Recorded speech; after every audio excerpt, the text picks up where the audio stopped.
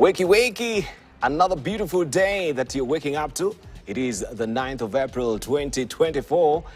A bit numbingly cold this morning, you should be aware. So if you're stepping out of the house, make sure you get yourself layered up to keep yourself warm.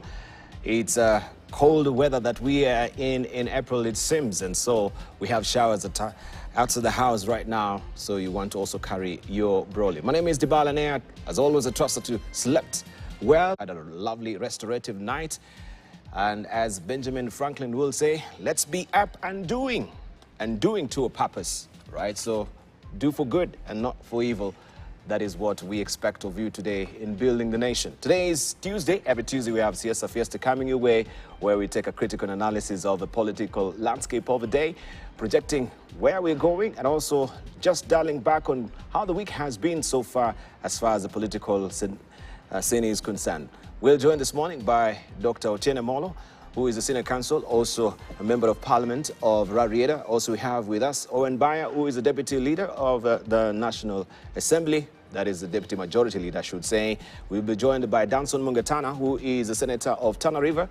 And also we'll be joined this morning by Okongo Mogeni, who is a senior counsel and the senator of Nyamira as well. We have a full-packed show. They're already in studio, up and early. I tell you, this guy is punctual, right? Otieno Molo, you know, is it King 18th of France?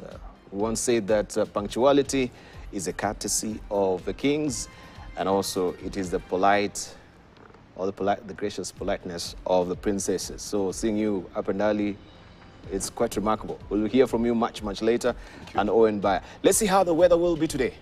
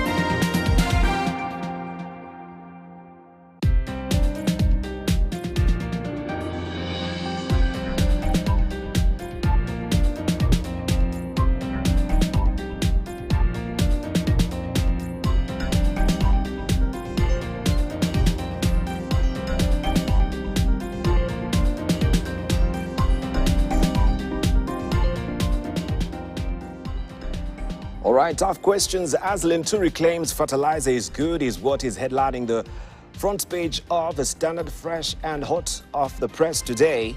Different take, it says. Agriculture CS Mithika Lenturi has, for the umpteenth time, said there is no fake fertilizer in the country. However, he admits that just 3,000 bags were found unsuitable for use. However, farmers tell a different story, and you have a story on page 4 and 5 of the Standard this morning, and you can follow it there. For those gritty details, the admission by Agriculture CS that the fake fertilizer saga has been blown out of proportion has left many asking questions. If there are cartels that have infiltrated the system, why is no one behind bars? Shouldn't the ministry be worried that some bags were adulterated?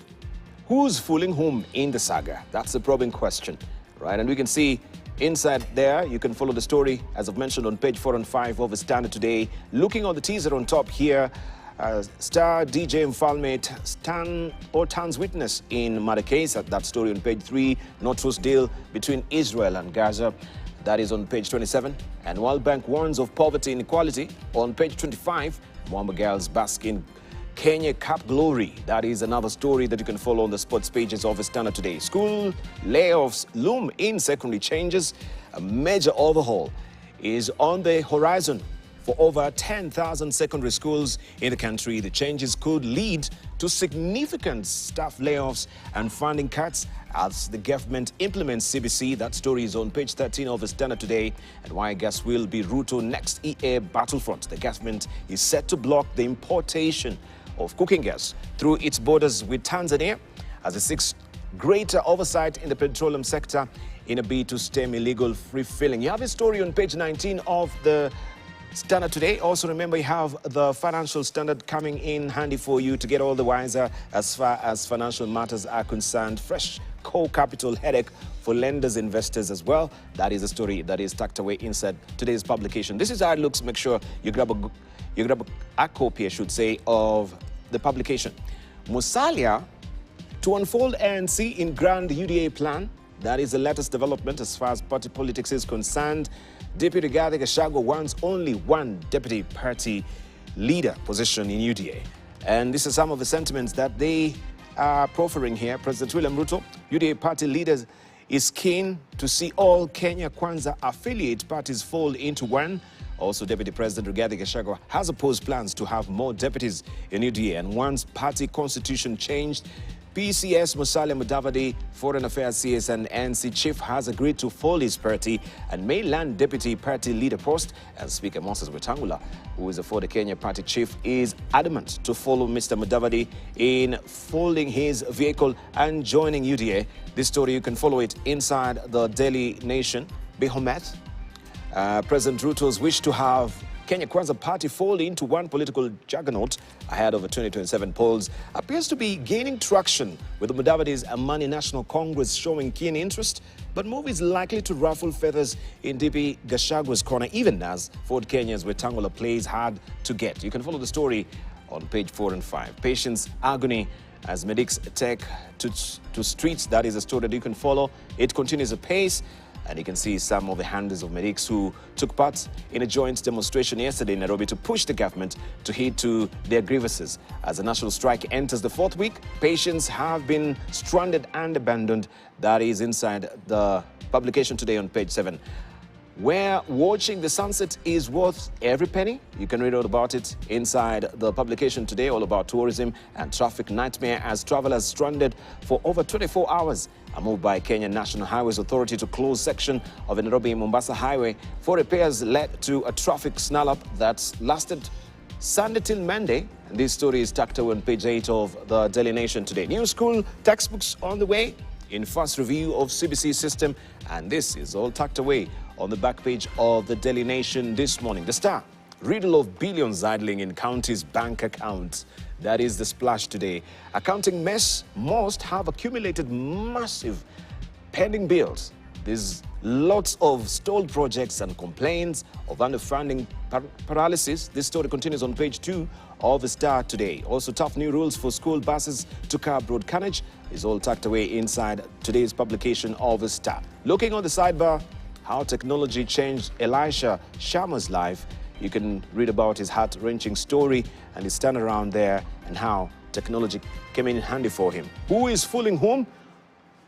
Who is fooling who in Ruto Raila NADCO report is a probing question, all about double speak. The handling of the National Dialogue Committee report after approval by both houses of parliament has exposed mistrust, contradictions and double speak that unites President William Ruto and opposition chief Raila Odinga. This is a story that you want to follow on page 6 of today's publication of The Star. People Daily up next. This is what you're waking up to. Who is telling the truth? That is the abiding question. It's all about this scandal. Top leaders speak from both sides of their mouth over fake fertilizer as heads start rolling. This is a story on page 4 and 5. Speaking in tongues, you can see their faces splashed here on the front page of the People Daily. They've been speaking, of course, as they say it here, from both sides of the mouth. William Ruto, Rigathi Gachagua, Mithika Lenturi, Moses Kuria. Also on the sidebar, when banking on likely potential husband, that is on Newsbeat, that is all about human interest story as well inside the People Daily. Arsenal host Bayern in Champions League clash, that is on Sports Arena inside the People Daily. Ruto's plan to deploy military in West Pokot, Ike's Raila. That is a story tucked away on page 2 of the People Daily this morning. Instead, it's warning of illicit trade in petrol. Security chiefs come up with strategies to protect critical national assets from terrorists and cyber security. You can follow this story inside the People Daily this morning. Taifa Leo, Mudavadi amezwa na UDA. That is a splash today. Awataka wafuasi wa chama chake cha ANC kuendelea kufanya kazi kwa karibu zaidi na UDA, akijiandaa kutangaza tsunami nyingine itakayobadilisha siasa za Kenya. Hatua hii itamweka katika ubavu wa Rais Ruto. And this is a story that you want to follow on page 2 of the Taifa Leo this morning. That is the publication, as you can see it here. Lamu si Kenya huku mgomo hawautambui. That is another story you can follow inside Taifa Leo as well.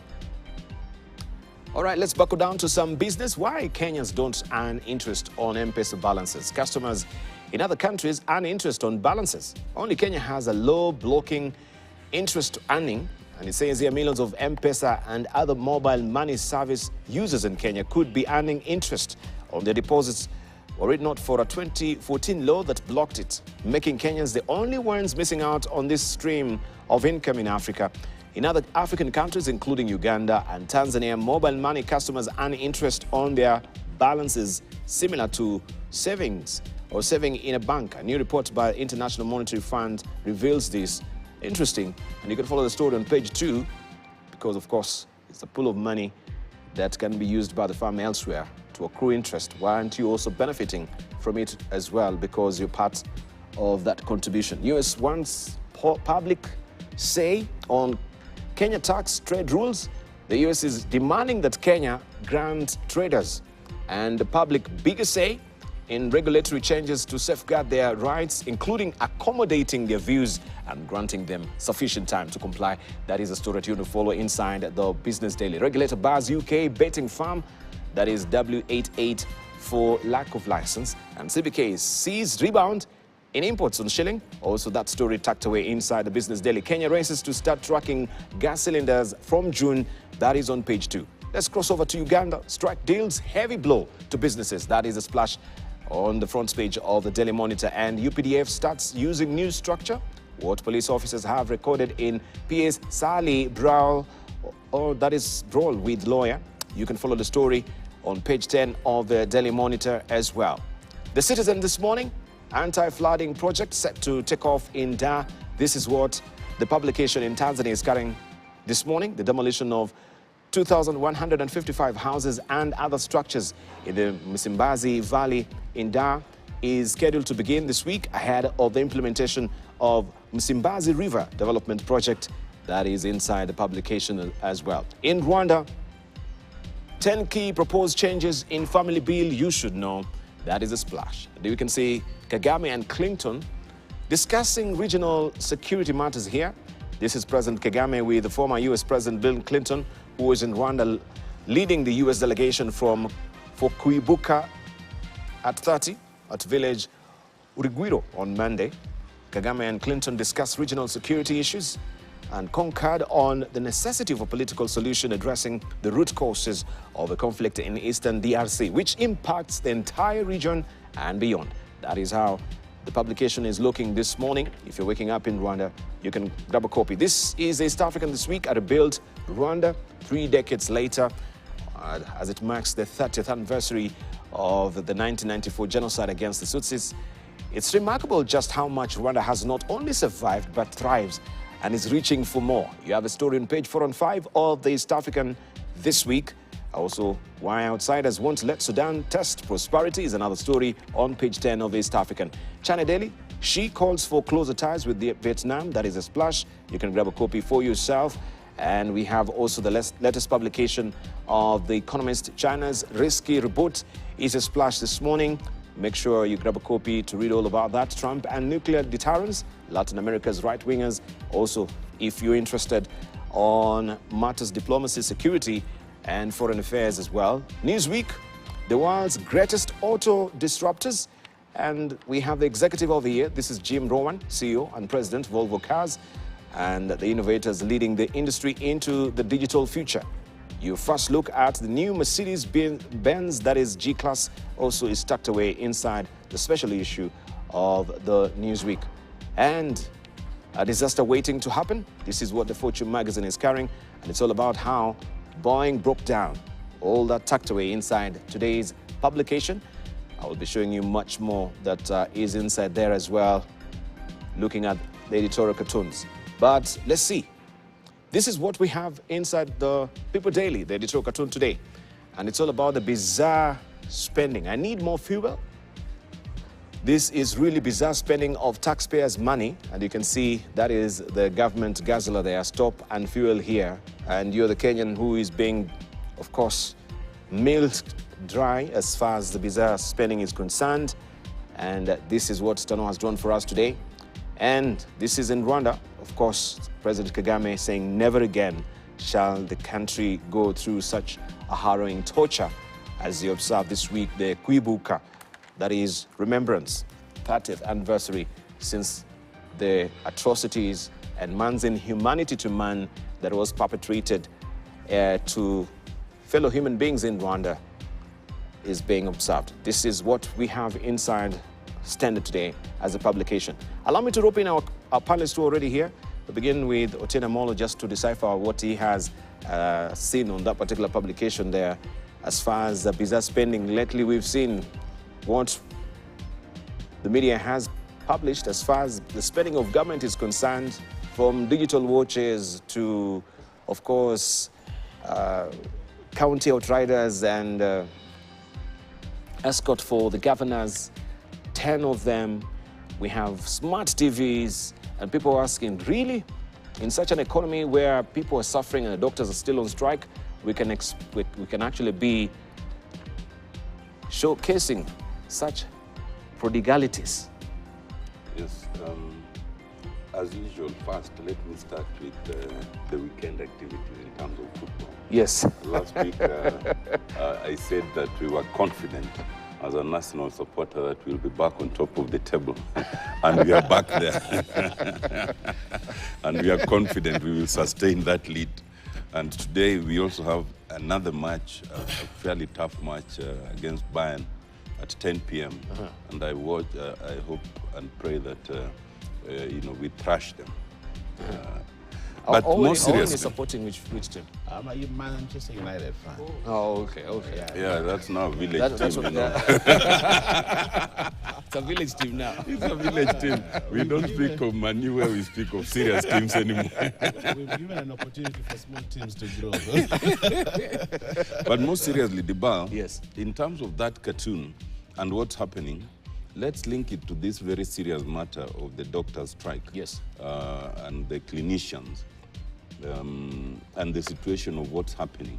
It's a very serious matter that should get top priority on a daily discussion. Indeed. Because as we sit and as we debate other things, people are dying. And it's all a question of priorities. I saw the president say that, government has no money to pay doctors. I think it's unfortunate. In rankings and in terms of services to the people, I think doctors rank quite high up there. You need people to be alive before you even talk of giving them houses. So to allow people to die because the money you are collecting is for building houses is just warped. Our whole question is not lack of money. It is mispriorities.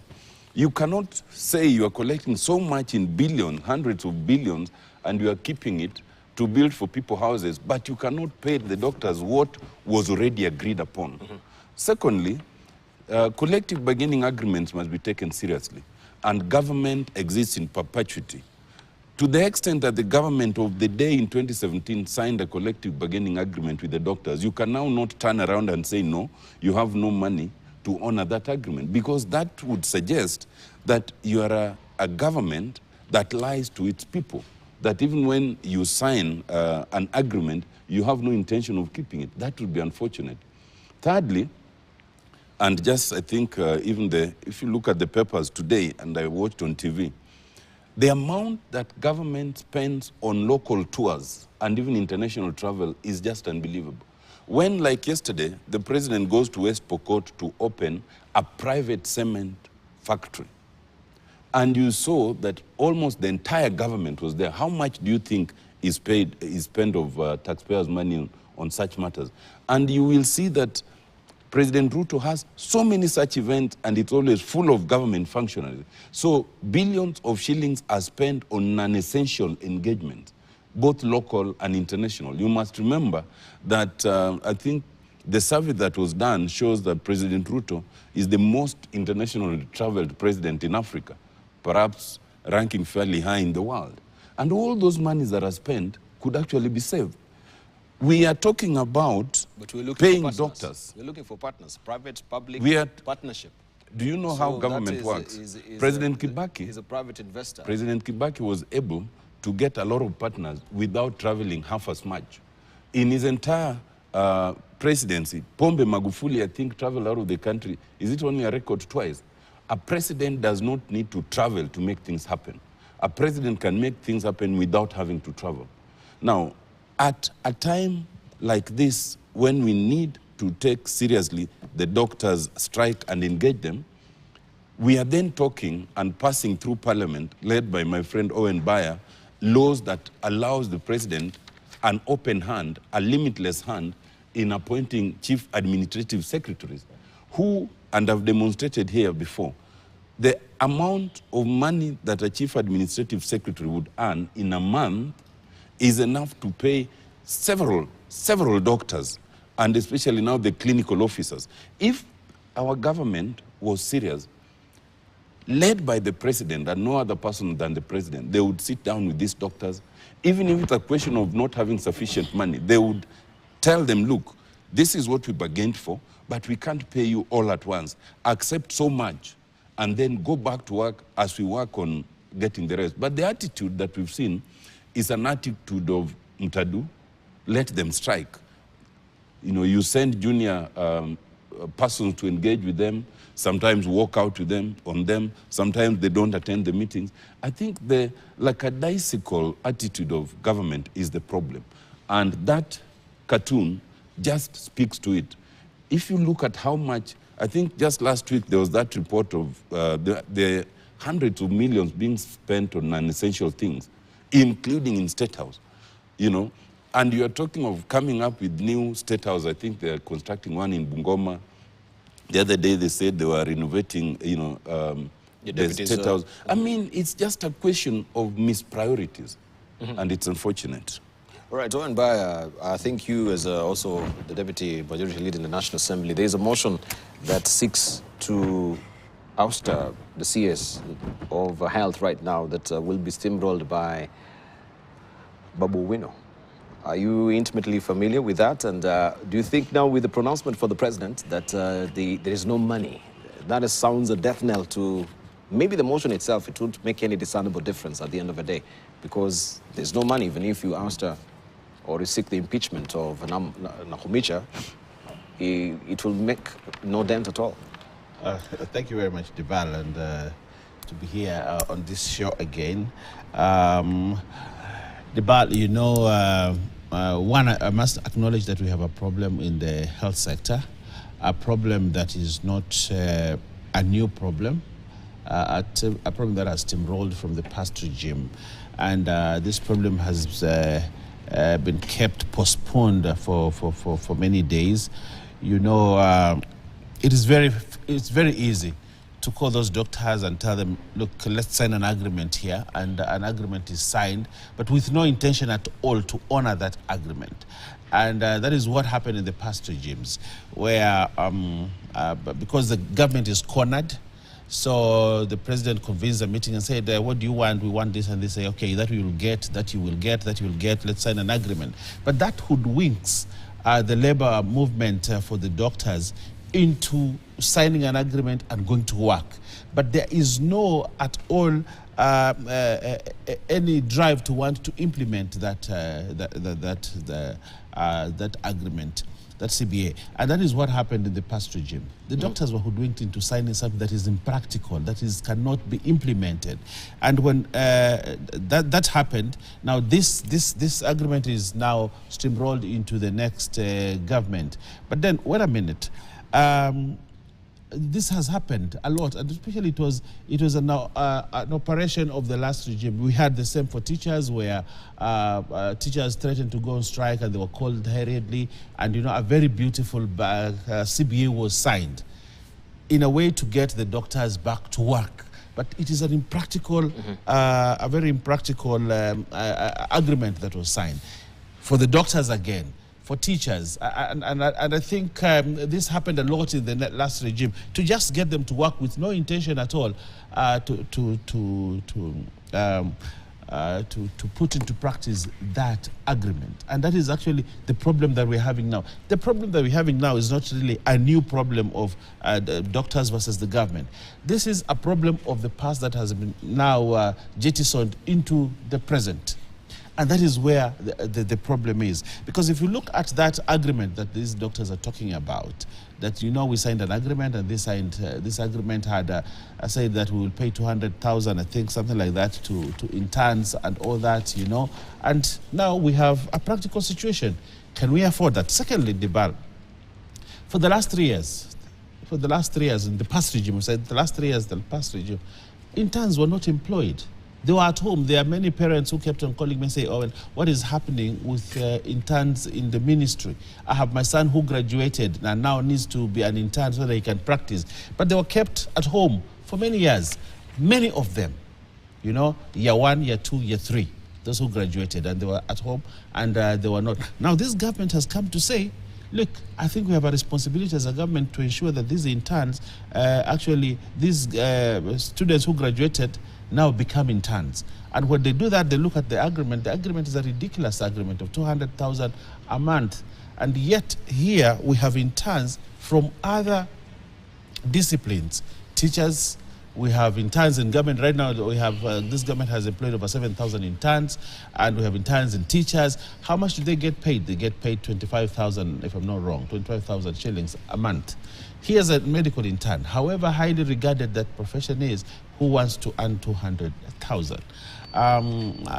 We have work to do on these matters. We need to look at things from a broader perspective, not just being pushed by industrial action for the purpose of just wanting to honor something where actually we do not have funds from government. So how is it turning out to be ridiculous?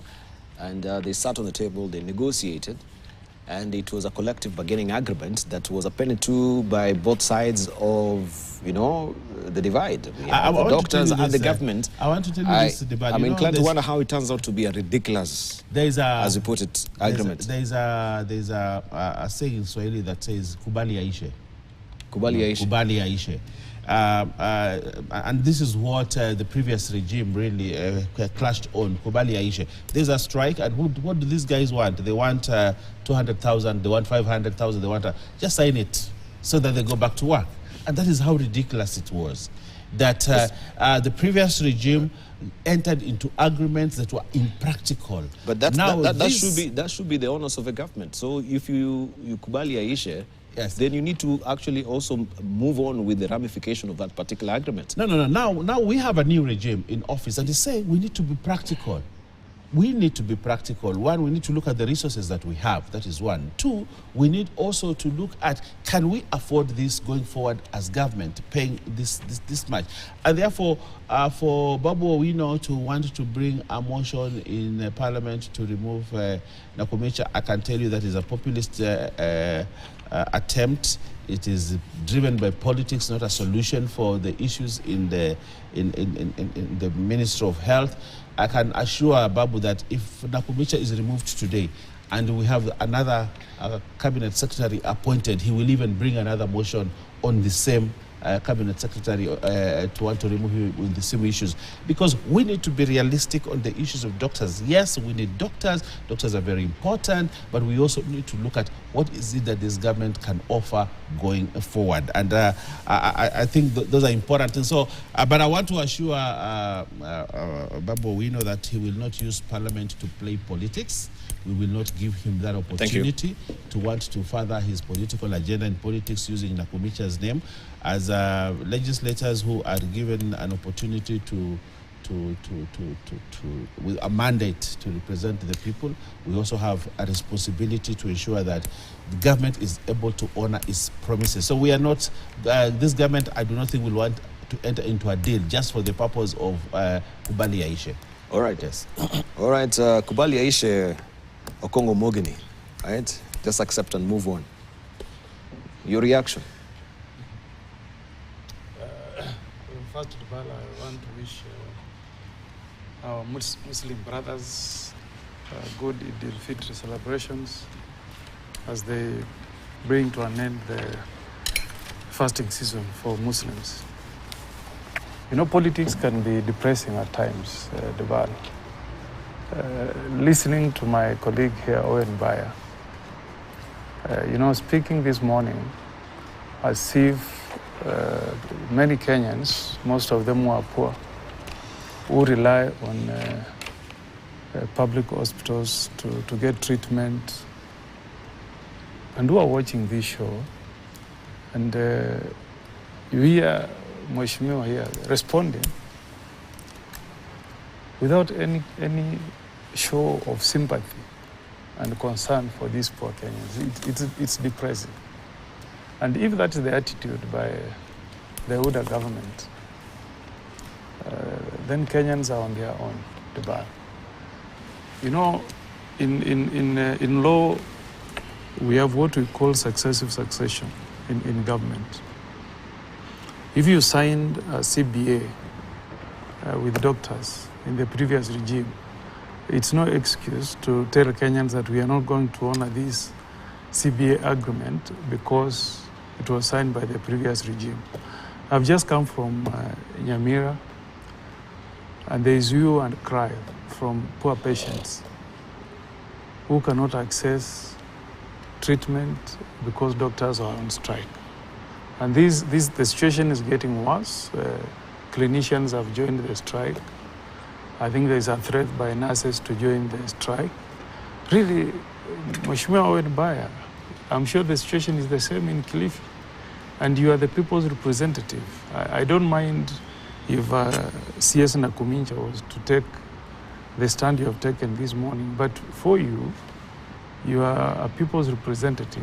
You are in Parliament to fight for those poor Kenyans so that they can access services in our public hospitals. It's very sad, Debal, especially if you interact with the Kenyans who rely on public health facilities for treatment. The situation is really bad, it's getting worse, and we cannot spend, you cannot pretend that you don't spend sleepless nights. These are things which must concern us, Debal. I want a solution like yesterday. I have, a friend of mine who went to seek treatment in Nyamira Hospital. He had serious diabetes. He was not able to get any treatment. By the time he was taken to a private hospital in Kisii town, his leg was amputated. And that's the stories of many Kenyans, you know. So when you hear a government here coming to tell us that Babu Owino is playing politics when he brings a motion to discuss CS Nakumincha. It's like you don't live in this country. I spoke to that voter of mine, and because of the poor management of transition from NHIF to SHIF, most hospitals are not accepting NHIF cards because there was no clear mechanism on how we transit from NHIF to SHIF.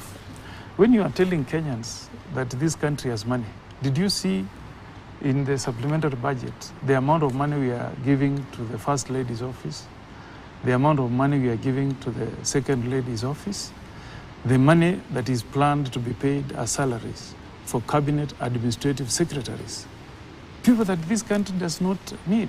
We are really taking Kenyans for a ride, Dibal. Looking at that cartoon that was there before, you saw the Kenyan who was next to that car, and there was a chop on top in tattered clothes. If that is a person who owns a motorbike, he's paying the pain of increased fuel taxes, you know, making it worse. The E-Team's taxation regime, Dibal, is targeting farmers who make less than what, the finance bill has given as a minimum taxation income threshold. If you earn anything between 0 to 24,000, you're not supposed to pay taxes. But this regime is following poor farmers, sugarcane farmers, poor tea farmers, who in a month make a gross income of less than 10,000. But you want to tax them. Even the little money that they spare to go and buy medicine, because you go to public hospitals, you see a consultant doctor, but when you go to the public hospital, there is no medicine, Debal. I think this government has lost touch with the common mwananchi.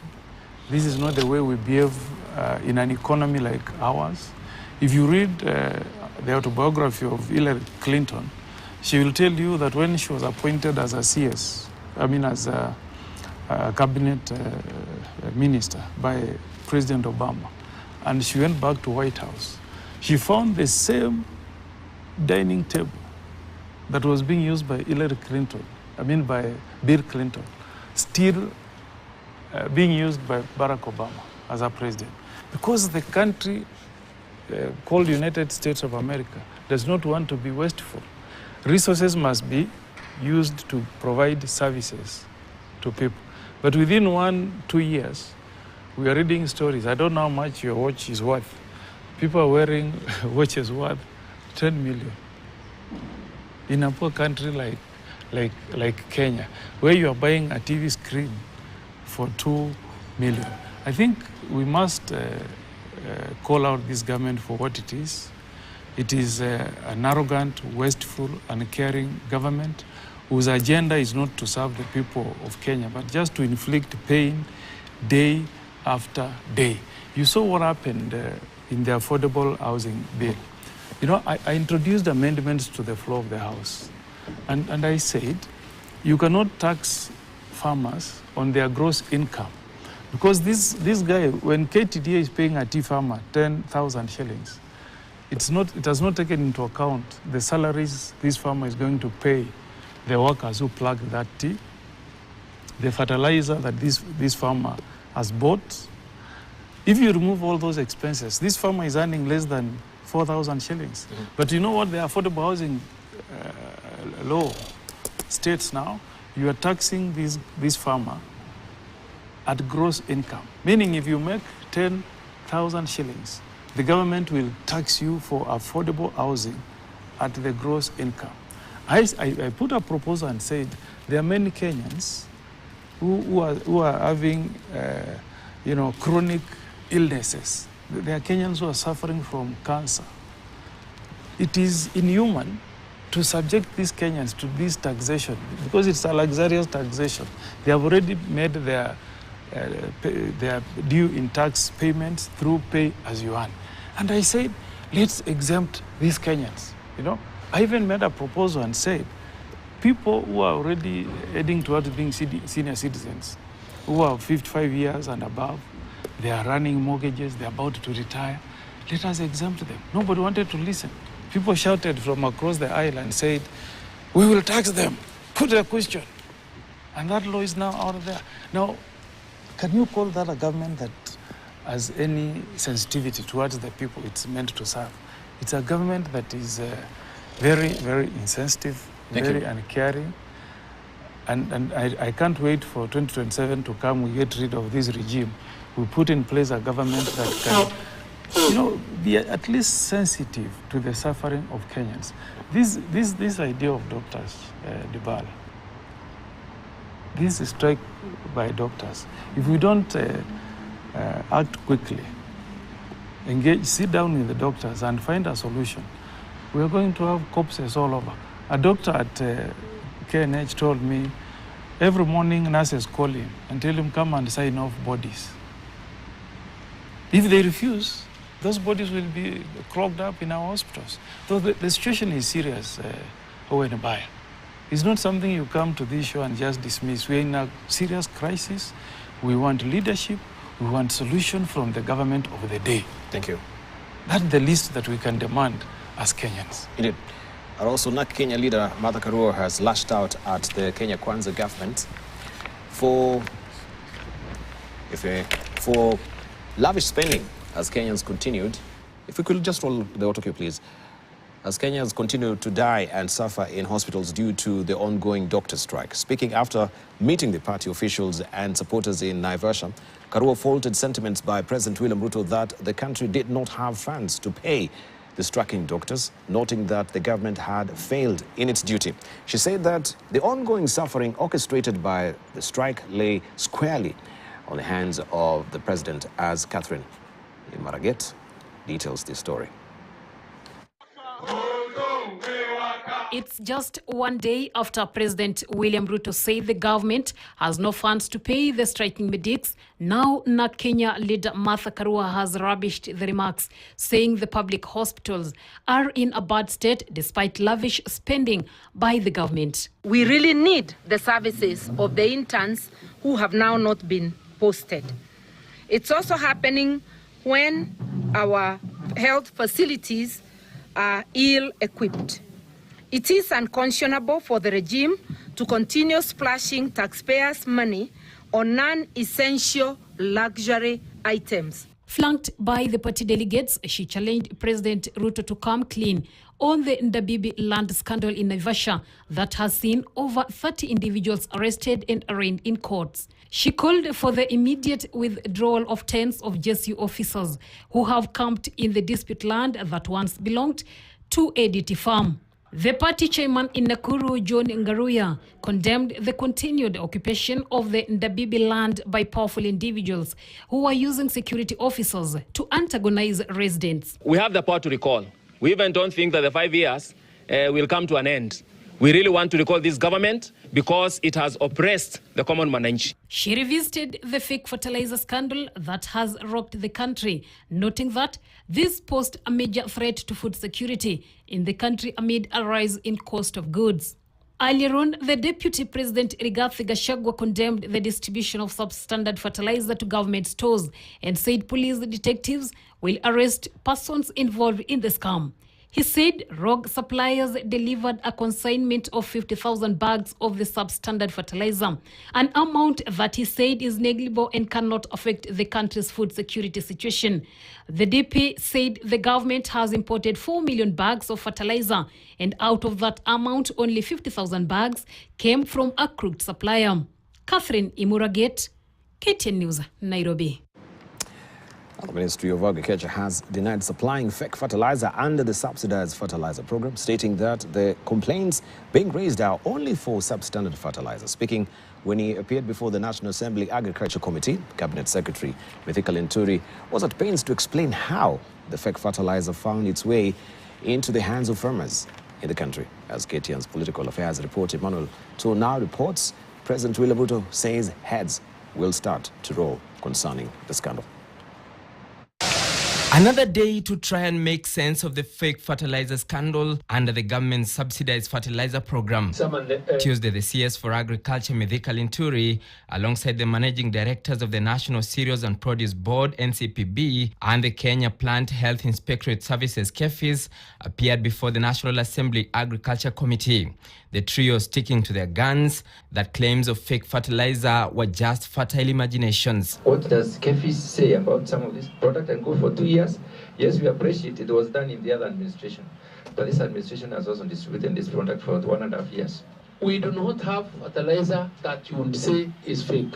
What KEL has failed is the standard. The standard set out in the Kenyan market is what they have failed by producing a fertilizer that has an efficient or plus or minus 3 of the standard.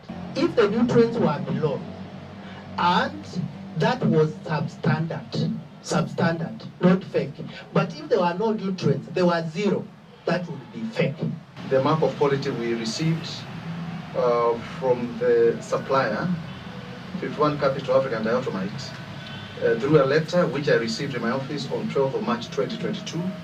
There was a certification which I will gladly give a copy, which is what we utilized to sign the contract. And even when a sample bag among the consignment in question was opened before the committee and was found to be fake. This is the product that the NCPB has been distributing. The thousands of metric tons you are talking about are for this product. The bag that is in front of us, Chair, is not in our subsidy program. I have sent, we have not spent money. I also want to see it, Zainabu, because this is the first time I am seeing it. And as the members of parliament grapple to understand the difference between fake and substandard, farmers continue to feel the pinch. Nikafungua mbolea, nikapata kweli ni mawe. Nikajota maji, nikaweka kwa sahani, nikamwagilia maji. Sasa ni rangi inatoka lakini mbolea yote inapaki ni mawe. Tafadhali mrudishe pesa zetu, alafu tuchue namna tunaweza kupata mbolea. This is not the fertilizer that we are distributing within the subsidy program. Kuna wakati wa kuchukua magunia, kuna wakati wa kupanda.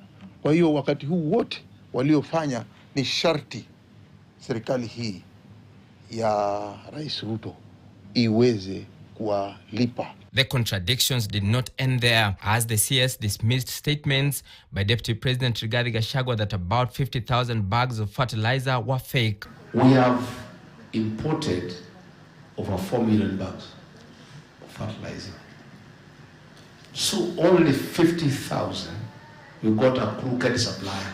Whatever figures you hear out there from anyone with the contempt that they deserve, the true position of the number of bags of fertilizer that were the batch that did not meet the standard.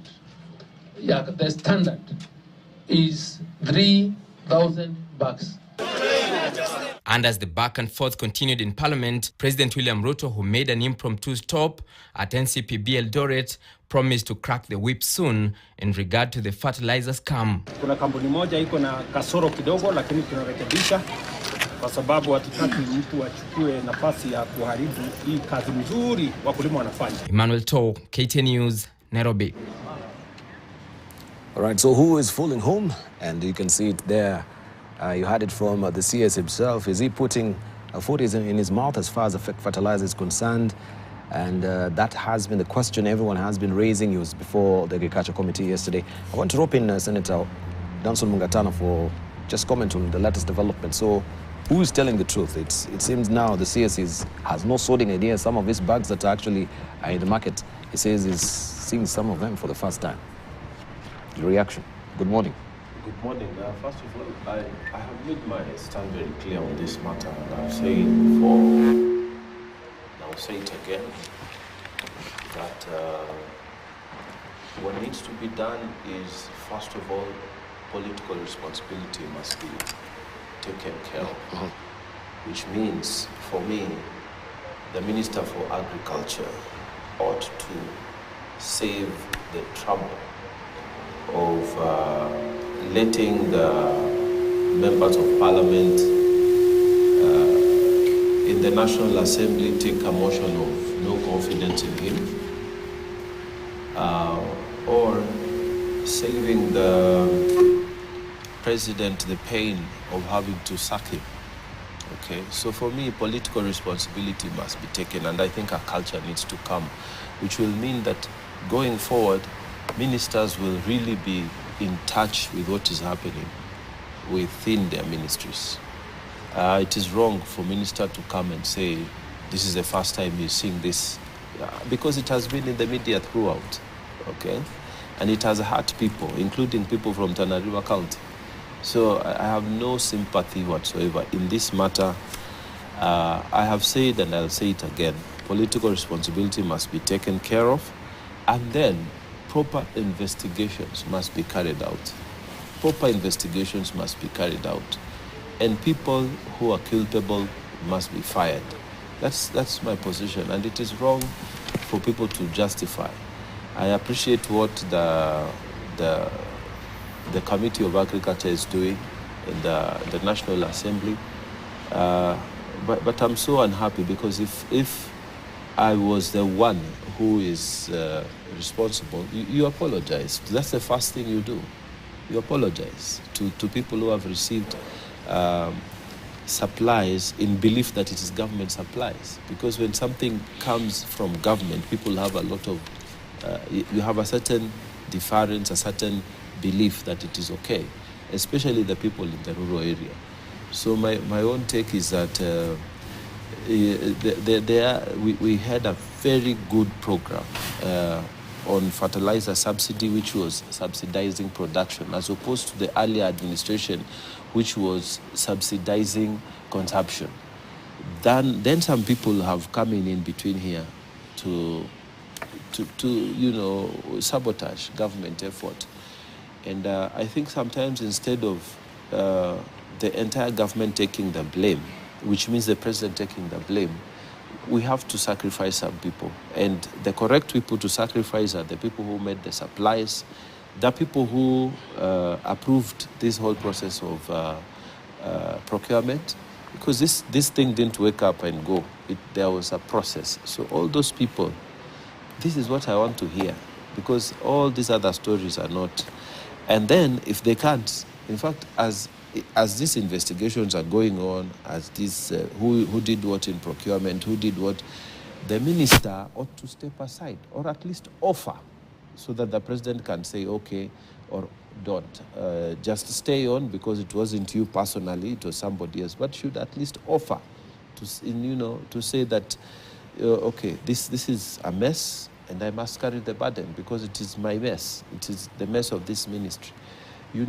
In a place like Japan, the Minister for Transport, even lateness of a train, that the train is not moving within the time, people resign because you are not doing the things that you are supposed to do for the rest of us. Now, in this case, fertilizer that is fake, as you were shown, has hit the market, and you are still there. At least offer to the president that, in view of what has happened, to save the problem, let me go. You see, then the president can say, okay, no, okay, yes, or step aside, investigations are done. If you are responsible, or you ought to have been responsible directly, then you should go. But if you are not, then come back. At least, we return the faith that was in this subsidy program, because this subsidy program has been extremely successful. In the last year preceding, we got a bumper harvest because of what success this program gave. So my prayer is that it's a straightforward matter. Find the guy who supplied, find the procurement people who cleared, get them punished. And in the meantime, the minister should offer to the president to take political responsibility by stepping aside or resigning. Then let the president decide what to do with this matter. Right. It's the correct thing to do so that we deal with matters in the sense of public responsibility. It is egregious to just hear from also the minister that what we have in the market is a substandard I'm inclined to wonder what really falls below quality if it's substandard and fake. Is it substandard and fakeness is not maybe a synonym that you can use and say this is fake? Because if it's substandard, it's fake, right? It's you going to buy maybe your phone if it's Philips, and then you get the Philip because you didn't look at the P at the end. When you go home, will you say this is a substandard Philip? Owen buyer, all right? You want to take a show? Is it a substandard Philip, or it's the Philips that you are looking for? So you are not really keen. Right, so it is egregious to hear from the minister that is telling us what is in the market is not fake, it is substandard. And if it's not meeting the quality and the specification that was put out by the procurement department, then also heads should roll from the procurement department. What were the specifications that were put out to actually purchase this? And was there any quality test was done? Was there any visitation to the suppliers' premises to make sure that they follow the due process also in the production of this or wherever they were getting this fertilizer from? So who is falling home? We'll hear from Otieno Molo on the other side of the break, and Okongo Mogani as well on this latest development as well. Should he go home as far as this is concerned? And I think this particular case has taken a glacial slowness. We need to expedite issues so that we can move forward and we know what is ahead for our farmers as well. We take a short break. You're watching Siasa Fiesta. You're on Morning Prime.